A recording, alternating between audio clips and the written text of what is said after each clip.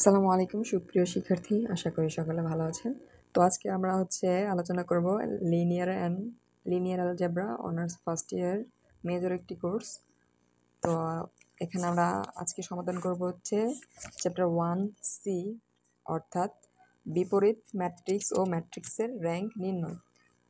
তো সমাধান করব এক্সাম্পল উদাহরণ 13-3। এখানে বলা আছে a সমান সমান 1 -3 2 -2 2 0 -6 9 3 এই ম্যাট্রিক্সের র্যাঙ্ক নির্ণয় করতে হবে।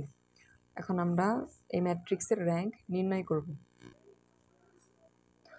তো প্রমাণের সুবিধার্থে আমি ম্যাথটি আবার তুলে নিয়েছি। তো এখন সমাধান করব প্রদত্ত ম্যাট্রিক্স।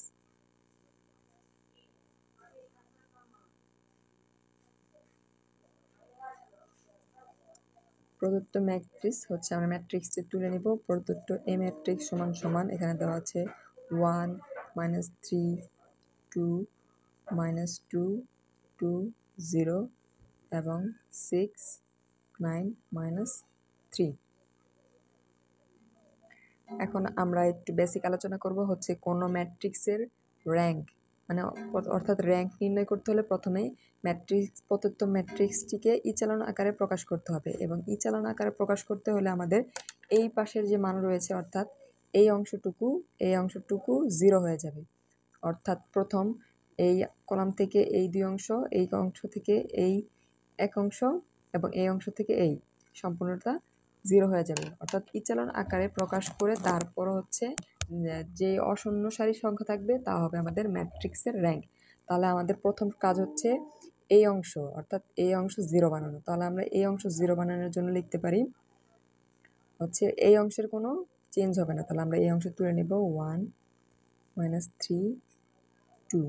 তাহলে এই অংশ 0 করতে আমরা কি করতে পারি, প্রথম অংশে যে প্রথম R1, এটা রো 1, R1কে যদি আমরা 2 দিয়ে গুণ করে তারপর এই অংশের সাথে যোগ করে দিই, তাহলে হবে আমাদের এই মানটা 0 হয়ে যায়। তাহলে আমরা এখন লিখব এই অংশ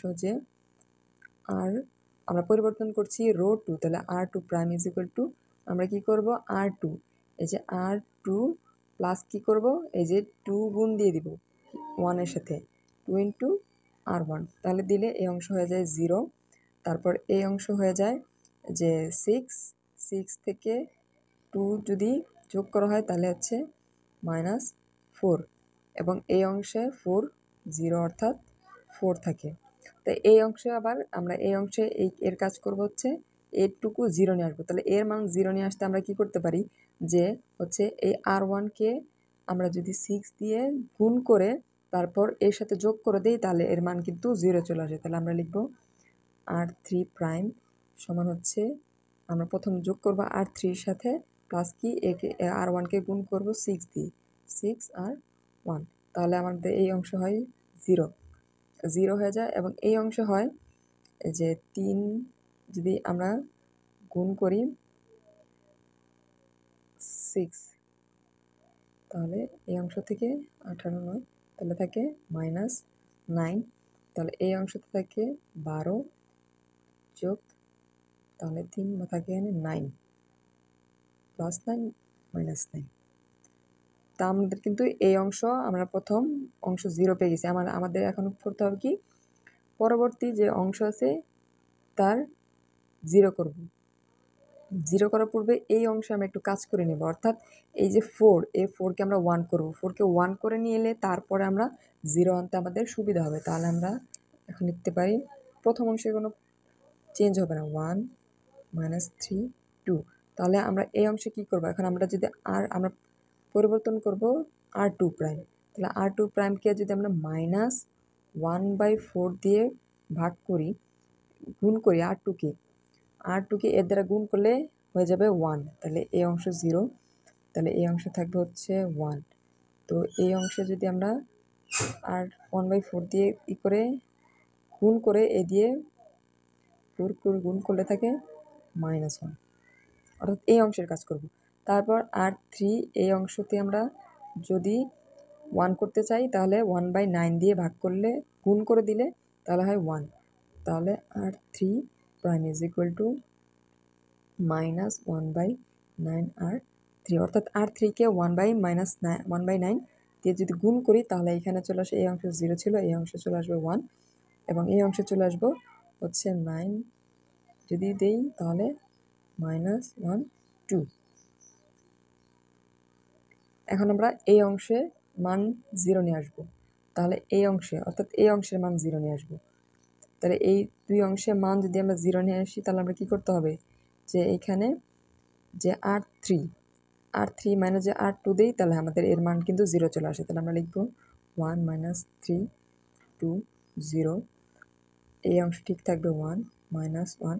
তো এই অংশ থেকে এই অংশের অর্থাৎ আমরা R3 = R3 মাইনাস হচ্ছে R2, তাহলে নিয়ে আসলে এই অংশ হয়ে যায় 0 0। সরি, এখানে ক্যালকুলেশনে আমি 12 লিখেছিলাম, কিন্তু এখানে যদি আমরা -1/9 দিয়ে গুণ করি তাহলে হবে 1। তাহলে এই অংশ থেকে যে R3, এখানে R3 ছিল এটা, এই অংশ থেকে -R2 এর মাইনাস করলে থাকে হচ্ছে 0 এবং এই অংশ থেকে R3 থেকে এখানে মাইনাস মাইনাসে +1 হয়ে যায়, তাহলে থাকে হচ্ছে 0। আমরা কিন্তু ইতিমধ্যে ইচালন আকারে প্রকাশ করে ফেলেছি, কারণ আমাদের হচ্ছে এইটুকু নিচের অংশটুকু হয়ে গেছে। নিচে আমরা কিন্তু ইতিমধ্যে হচ্ছে এই অংশটুকু 0 করে ফেলেছি, অর্থাৎ আমাদের ইচালন আকার হয়ে গেছে। এখন আমরা হচ্ছে এখান থেকে ম্যাট্রিক্সের র্যাঙ্ক নির্ণয় করতে পারি। ম্যাট্রিক্সের র্যাঙ্ক নির্ণয় আমরা জানি অশূন্যক সারি সংখ্যা। এখানে এই সারি হচ্ছে অশূন্য এবং এই সারিতে অশূন্য বিদ্যমান, কিন্তু নিচের সারি হচ্ছে সম্পূর্ণ শূন্য, অর্থাৎ অশূন্যক সংখ্যা নেই। অর্থাৎ তাহলে আমাদের ম্যাট্রিক্সের র্যাঙ্ক হবে 2, যেহেতু দুটি সারিতে অশূন্যক সংখ্যা বিদ্যমান। এখানে আমরা লিখতে পারি হচ্ছে সুতরাং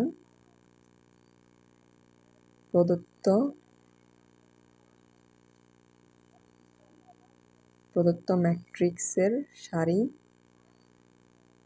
আমরা কিন্তু সারি ইচালন আকার করছি, সারি ইচালন আকার। এখানে অশূন্যক সারি, এখানে অশূন্যক সারির সংখ্যা 2টি, এখানে অশূন্য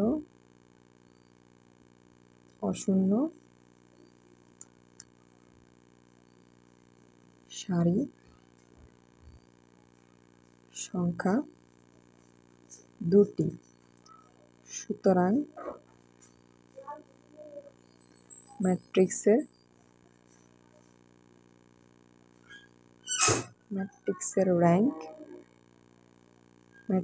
র্যাঙ্ক সমান 2। এটা হচ্ছে অ্যান্সার। আশা করি ম্যাথটি বুঝতে পেরেছেন। যদি কোনো জায়গায় আপনাদের বুঝতে সমস্যা হয় অবশ্যই কমেন্ট সেকশনে জানাবেন। ধন্যবাদ।